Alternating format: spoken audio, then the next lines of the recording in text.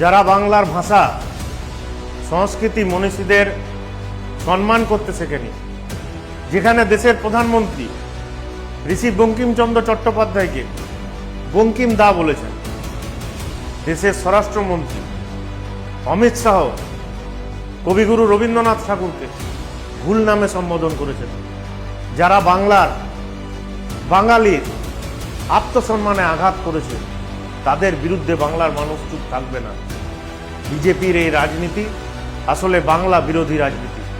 কখনো বাংলার প্রাপ্য টাকা আটকে রাখা, কখনো বাংলা আবাস যোজনার টাকা আটকে রাখা, কখনো বাংলা সংস্কৃতিকে অপমান করা, আবার কখনো বাঙালিকে বহিরাগত বানানোর চেষ্টা। এই সবই বাংলার মানুষ 2026-এর নির্বাচনে বিজেপিকে যোগ্য জবাব দেবে এবং বিজেপির এই বহিরাগত শক্তিকে বাংলা ছাড়া করবে। জয় বাংলা।